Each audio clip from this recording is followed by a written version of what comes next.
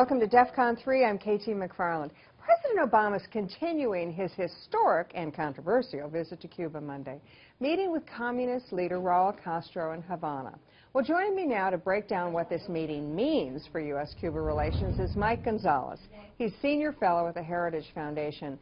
Mike, thanks for joining us. Let me get right to it and ask you, what does this mean for the United States and Cuba? Oh, KT, thanks for having me on. This is very bad news for us. Our national security we have an interest in having a friendly state nearby that is democratic and believes in free markets.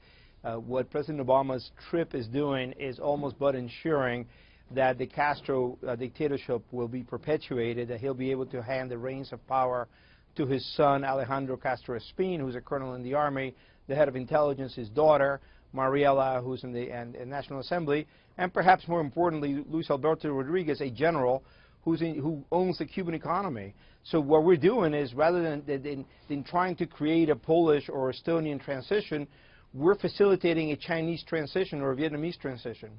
You know, Mike, talk to me, though, about, I mean, you said at the outset that we would like to have a democratic, free markets country right 90 miles off our shores, and this is unlikely to make it happen.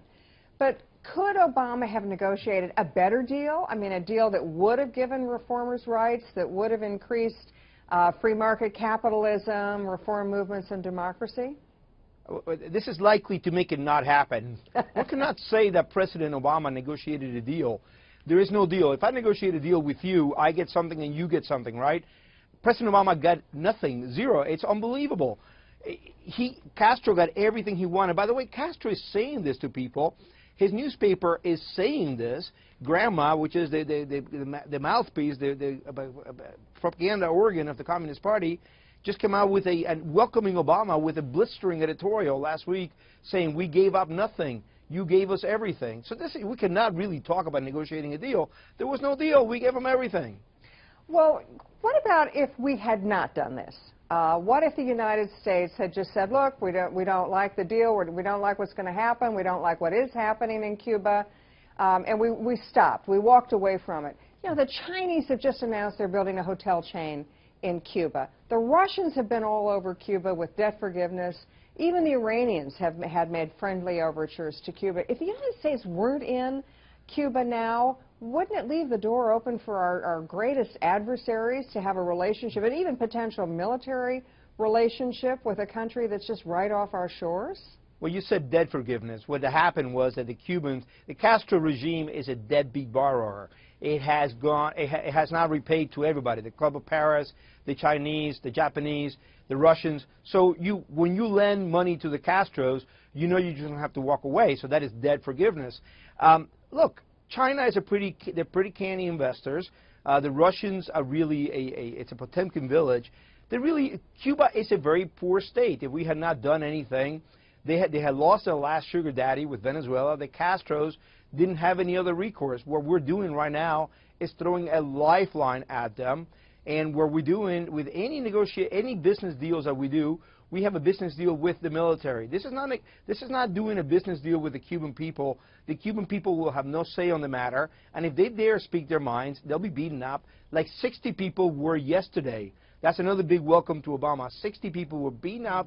I talked to one of them who was put in prison for 8 hours, Antonio Rodriguez. I talked to his wife. They beat up women. This is the kind of people we're talking about. How courageous. What happens to Gitmo? Do you think President Obama is going to announce we're closing the Guantanamo Bay prison while he's there? Look, there's no secret that President Obama has come in.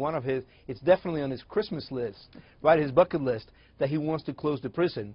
I don't know what he's going to do with the prisoners, and that is once again putting our national security at risk, because these are pretty hardened criminals, terrorists. So what he cannot do, and he'd be very inadvisable for him to do, is try to give Guantanamo Bay the base back to the Cubans. The Castro regime is demanding it. This is one of their many demands that they make. They have gotten everything so far. I hope, for President Obama's legacy, the sake of his legacy, that he does not do this. Okay, well, that's Mike Gonzalez from the Heritage Foundation. If you want to know more about what's going on with President Obama's trip to Cuba, go to foxnews.com.